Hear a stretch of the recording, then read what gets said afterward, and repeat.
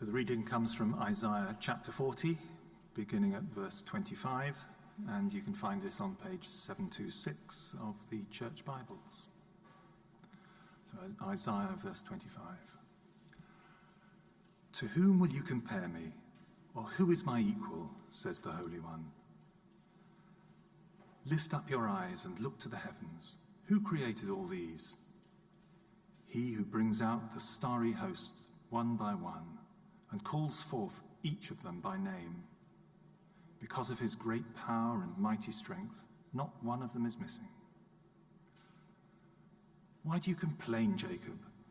Why do you say, Israel, my way is hidden from the Lord, my cause is disregarded by my God?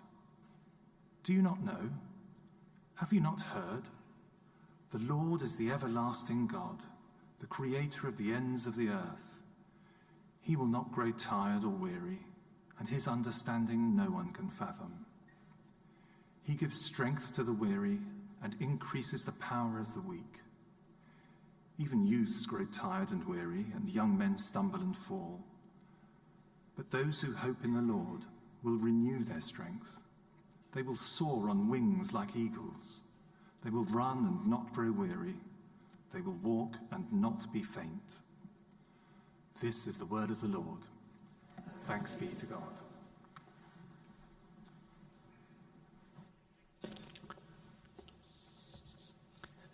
Thanks, Andy. Thank you.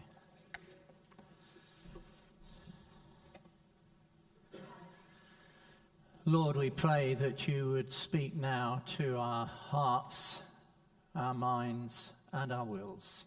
In Jesus' name, amen. Today, as we say, it's Creation Sunday, and we're thinking about the good earth and how we care for it and the wonderful universe that our Lord God has created. I was just thinking just now of another couple of pictures I could have put into this.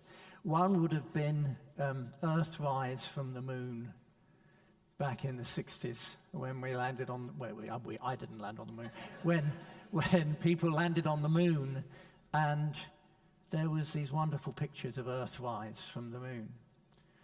And the other picture is the Voyager picture as it's leaving the solar system. And there's this tiny blue speck that is our beautiful Earth, our beautiful home. I've got a scientific background. In my secondary school education, I just absolutely loved chemistry. Sorry for those who absolutely hated chemistry, but I absolutely loved chemistry. My poor chemistry teacher, who was also my crusader leader, Urban Saints as they're now called, he knew that I went off and bought my own chemistry textbooks and read them avidly before we got onto the subject in his classes. So every now and then he'd look at me and just checking out that he got it right. It was tricky. He also was the reason I became a Christian, because he somehow managed to wangle that we could use the school gym on a Friday night, and we used the school gym, and then we had Bible studies afterwards. And in 1964, how many years ago is that now? That's about 59, yeah. A Crusader camp in Polzeth, I came to the Lord. And I've never regretted it. But I've always held together a passion for science and a passion for following the Lord Jesus. And those two things do not conflict with each other. I've never had a problem with them conflicting each other, which is one of the reasons why I wrote this book. I always get a plug in somewhere, because I think it's really important that we help people to understand that you don't have to abandon your brains to be a Christian.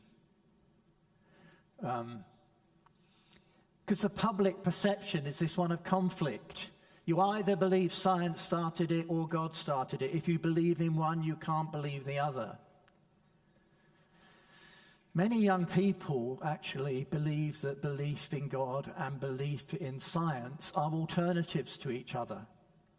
They learn about the Bible in their childhood, maybe, and then they're told what really happened in science. And they then reject God and the Bible as on a par with Santa Claus. We've just had a wonderful holiday club at our church in Sheffield. And the theme was about awe and wonder and the world of science and so on.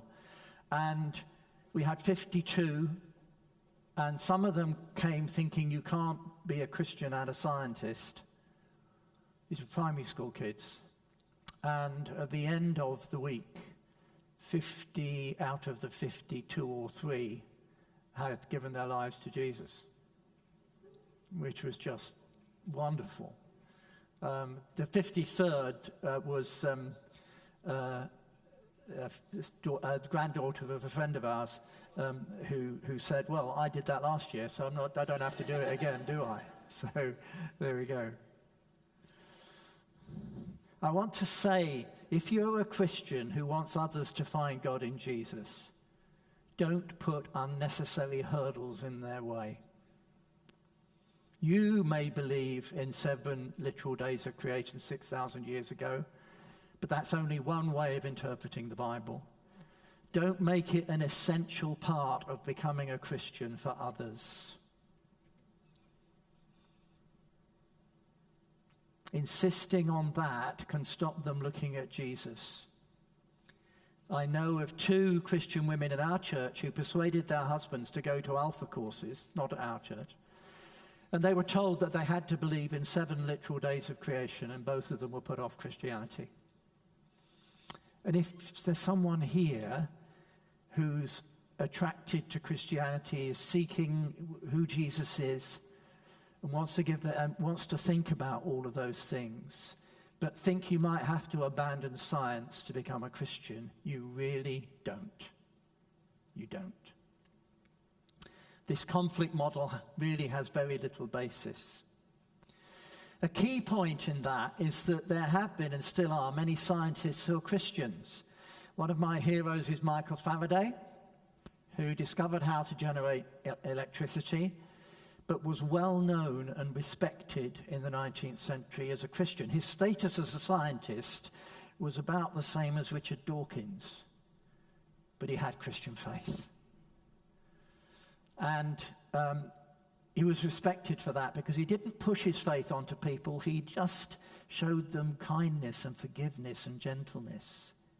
He was a wonderful, wonderful guy. How many people have seen the Royal Institution Christmas lectures? Okay, that's a bit better than this morning. They were founded by Michael Faraday in the early 19th century. He was the first Royal Institution Christmas lecturer to young people, and it still happens every year now and is televised. Another famous, currently famous guy is Francis Collins, who was the director of the Human Genome Project. Science played a key role in him coming to faith. He went to university as an atheist, and he was going to do medicine. And as part of his medicine course, he did biochemistry. And biochemistry blew him away. He just looked at that and thought, wow, there's more to this. You know, the complexity and ingenuity of the biochemical world he just loved. His actual coming to faith, though, was the witness of a Christian patient in the hospital. And that's an interesting one, that alongside getting your head right, there is also listening to the witness of others. And that's really important. There was a survey of American scientists, professional scientists, in 1997. And they asked these professional scientists, did they believe in a God who answered prayer? And over 39% of them said yes, they did. 39%. which is comparable with America itself, that round about 40% of Americans would have answered that question yes themselves. There's nothing special about being a scientist that means you can't follow Jesus. There really isn't. In our church in Sheffield, we have a physics professor who studies gravitational waves, part of the worldwide team that's discovered some. He was leading that team in Sheffield. And we've just, I hear there might be one or two engineers around tonight. And we also have a lady from Liverpool with a broad Liverpudlian accent who is an engineering professor at Sheffield University. She does something called impact engineering. It's about making sure buildings don't fall down and all that sort of thing. And she just also completed a distance learning theology degree and has started training for ordination, although she will keep her post as a professor.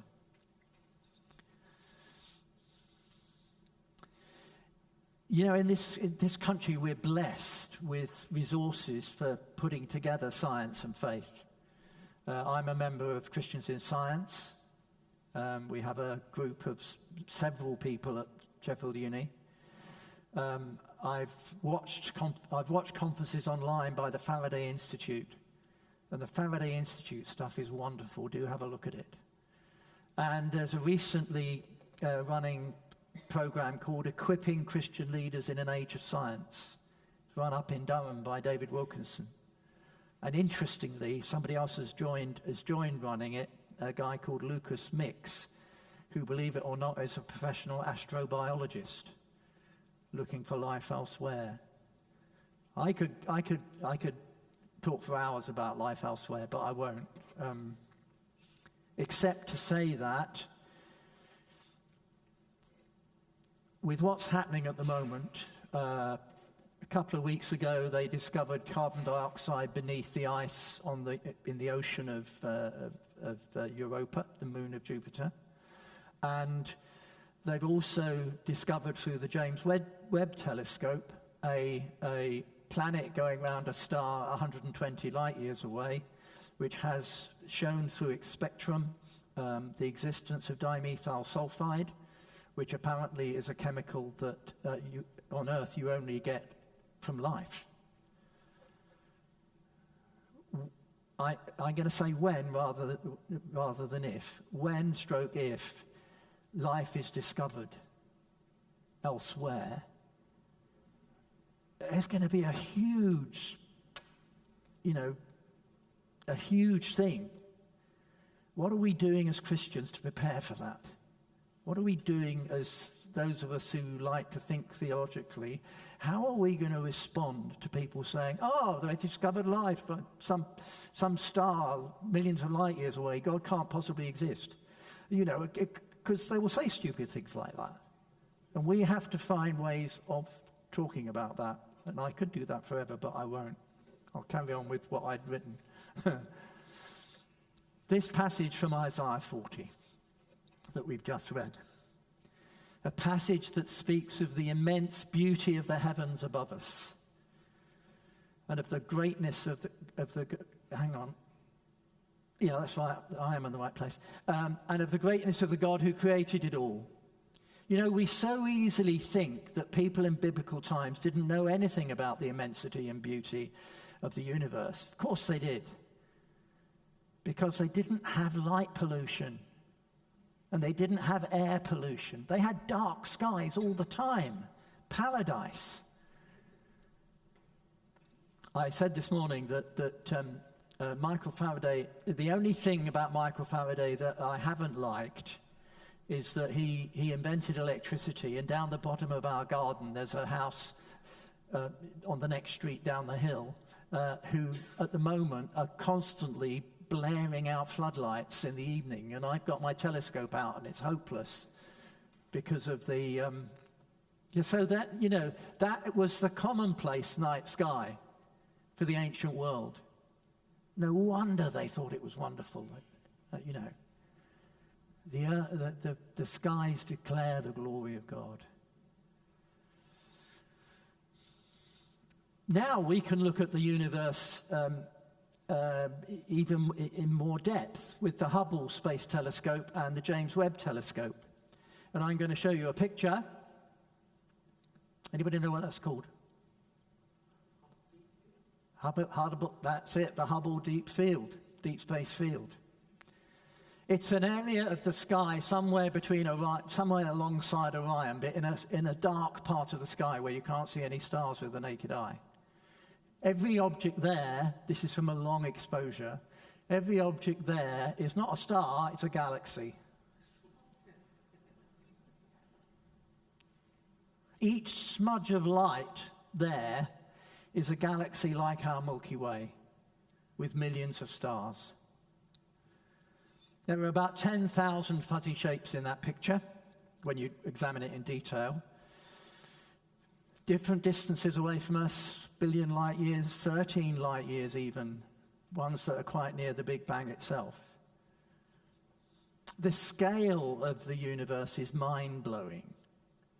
So we're on a planet that goes around our star, the Sun. All the individual stars we see with the naked eye are part of our galaxy, which contains about 100,000 million stars, give or take a few. This picture contains 10,000 galaxies. If you reproduce that density across the whole night sky, and there's no reason why you shouldn't, that means there's 50,000 million galaxies out there, each with millions and millions of stars. What is man that you are mindful of him, says the psalmist. Do we have any significance? Well, actually, yes, we do. There are good scientific reasons for saying that we are significant. The first is our connection to the size of the universe. In my teenage years, I used to ask awkward questions. I probably still do ask awkward questions, yeah. And I ask questions about the size and age of the universe. Why are there so many stars? Why is the universe so big? Why has it been there so long? I don't know whether some of you ask those sort of questions, but it's one of my sorts of questions. But there are answers to those questions to which we are connected. Why are there so many stars? Because the elements needed to make humans, and also to create everything else, the elements needed are made in stars. The first in the Big Bang, all you had was hydrogen and helium. Then as things gathered together and formed stars, inside stars, those two light elements bang together and form the other elements, the heavier elements, the elements that are needed for life: carbon, oxygen, nitrogen, phosphorus, etc.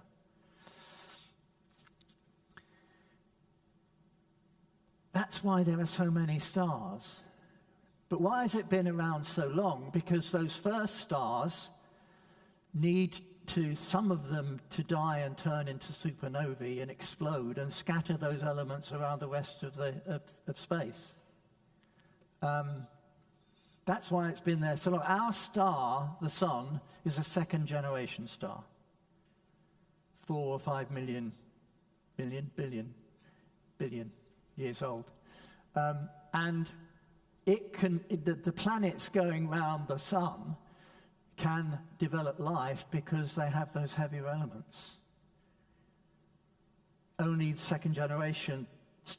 planets around second-generation stars can develop life. Why are they so far apart? Well, you don't want to live too near a supernova, because no life will develop.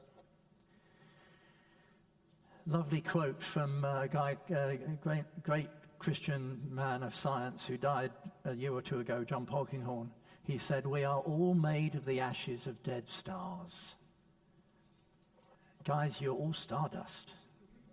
Whoa. And that realization gives us a surprising twist to our contemplation of the immensity of the universe. Without all those trillions and trillions of stars, we would not be here to be dismayed by them or overwhelmed by them. See, stars and space are necessary to make us. In us, the universe has become aware of itself and of its creator. And we are far more complex and wonderful than any star. It's a quote by somebody called Ian Barber. We should not measure significance by size and duration, but by such criteria as complexity and consciousness. The greatest complexity has apparently been discovered in the middle range of size, not at the size of the very small, not at the size of the enormous universe or galaxies. He points out that there are 100 trillion synapses in a human brain. That's nerve cell connections. The number of possible ways of connecting them is greater than the number of atoms in the whole universe. Wow. A higher level of organization and a greater richness of experience occurs in a human being than in 1,000 lifeless galaxies. It's human beings, after all, that reach out to understand that cosmic immensity. The sun is big, the sun is wonderful, but it doesn't know it is. You are wonderful. You are a wonderful creation of the Lord.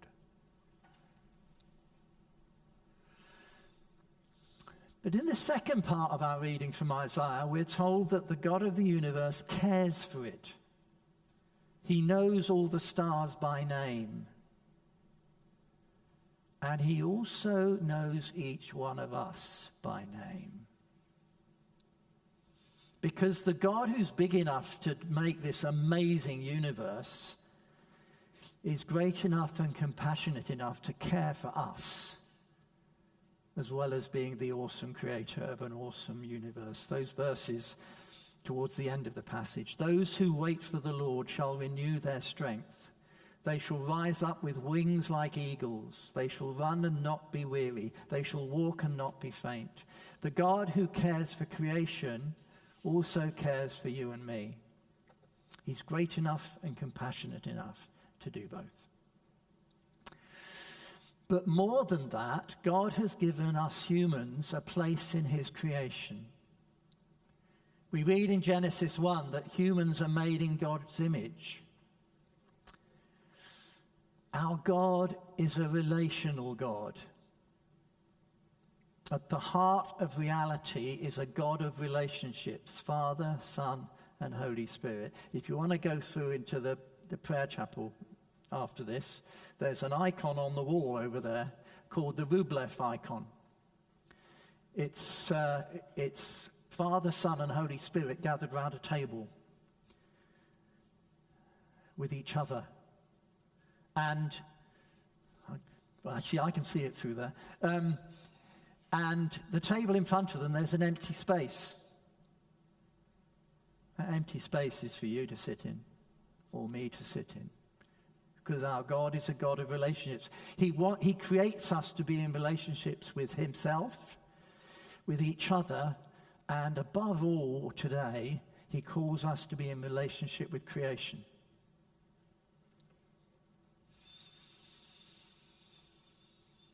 Genesis describes this relation with creation and talks about exercising dominion, but please don't switch off yet.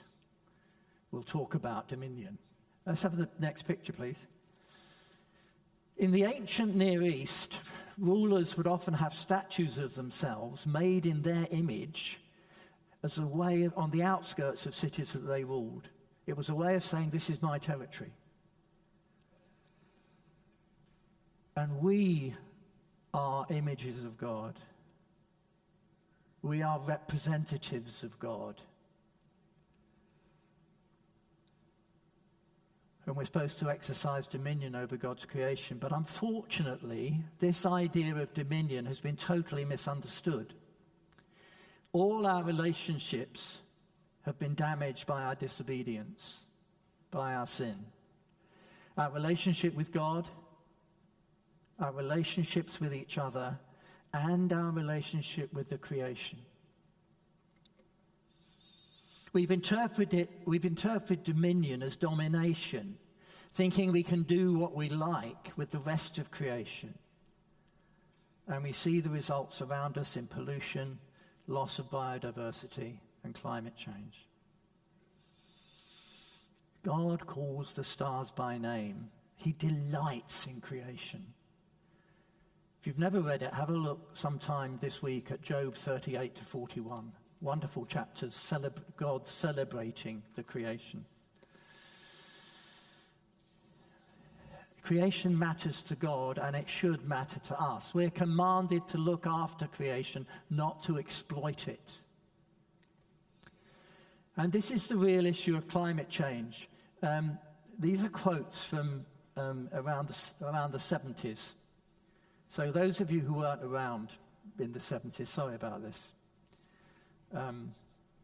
Sorry, Eleanor.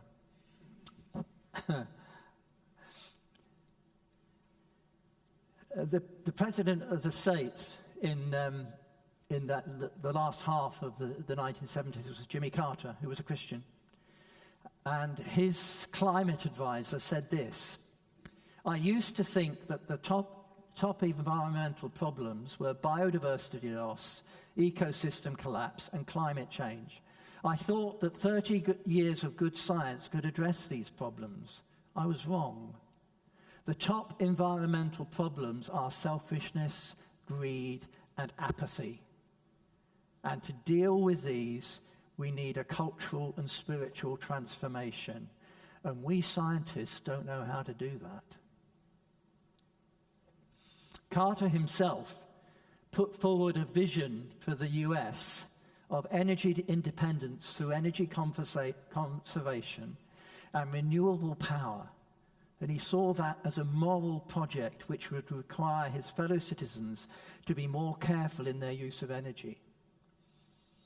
It would avoid foreign wars about oil, and it would benefit future generations. Wow.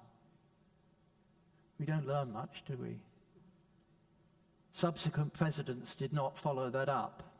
Jason told me earlier tonight when I spoke to him about this that Jimmy Carter put solar panels on the White House roof, and the first thing Ronald Reagan did was take them off. In 1972, an organization called the Club of Rome published a document called Limits to Growth, in which they argued that that continuous economic growth would damage the earth and its resources. We've known this for such a long time. But limiting economic growth is something that we won't vote for. And the politicians know it. See, the problem with all of this is that we bring to it human understandings of what ruling and dominion are about, rather than the ideas of rule shown to us by Jesus himself, who is, of course, the exact image of God. He shows us a very different way of exercising dominion, a servant model, for he was the servant king. And those of a certain generation would want to start singing now, but we can't do that, really. Wonderful Graham Kendrick song called The Servant King.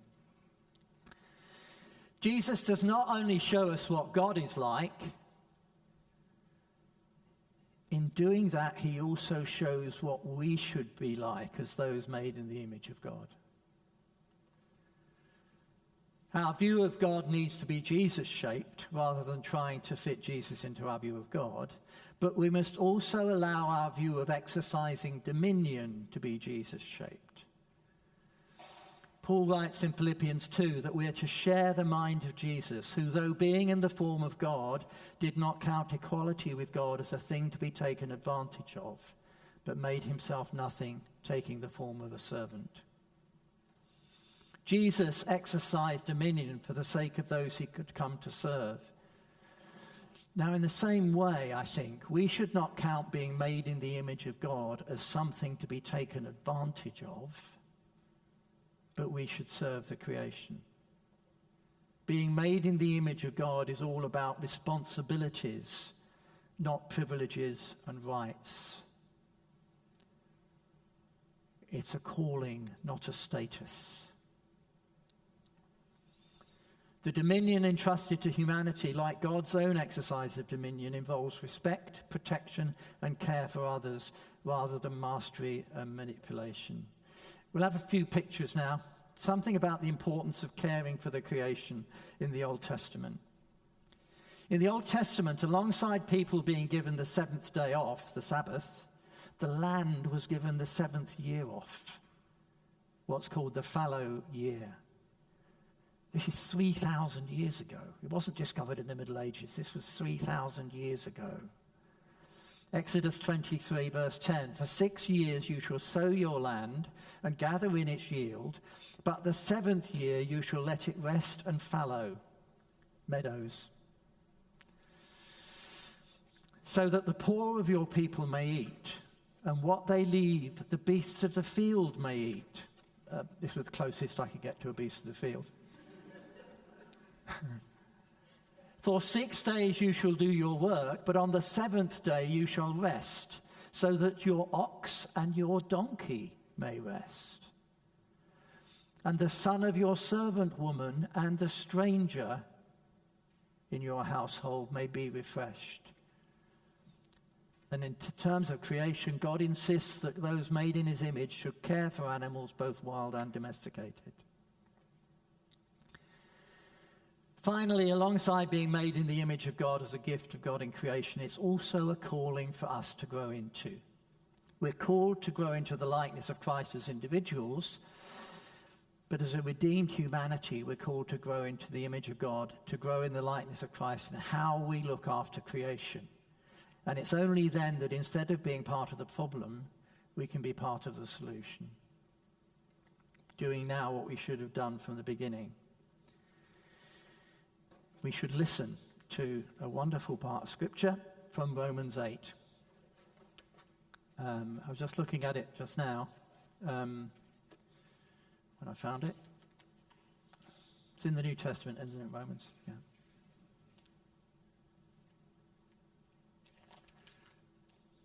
I loved the song we had, by the way. The Lamentation of Creation. Romans 8:19. "I consider that our present..." here it is. "The creation waits in eager expectation for the children of God to be revealed. For the creation was subjected to frustration, not by its own choice, but by the will of the one who subjected it, in hope that the creation itself will be liberated from its bondage to decay and brought into the freedom and glory of the children of God." And as I was sat around with the Bible in front of me, my mind was taken to, the Spirit took me to this passage, the worship of heaven. "Then I heard every creature in heaven and on earth and under the earth and on the sea and all that is in them, saying, to him who sits on the throne and to the Lamb be praise and honor and glory and power forever and ever." The creation is not going to be destroyed. Our hope as Christians includes hope for God's amazing creation, a renewed heaven and a renewed earth, a new creation. And we know that because of a covenant that God made with the earth. If we can see the picture, please. The rainbow. The rainbow is a bow without weapons, without arrows, without weapons. God's promise to creation is that he will not destroy it, and therefore it matters how we look after it. So what is our place in creation? Serving it and looking after it, and through that enabling the whole creation to praise its Creator God. Let's pray. Lord, we're amazed at your wonderful creation. We're distressed at how we live in it and how we abuse it. Lord, help us to exercise this calling as in exercising dominion over your creation. And Lord, may we do it in the way that Jesus did it, the way that Jesus is. May we see being made in the image of God as a responsibility, not a right, as a calling, not as a status. In Jesus' name, amen.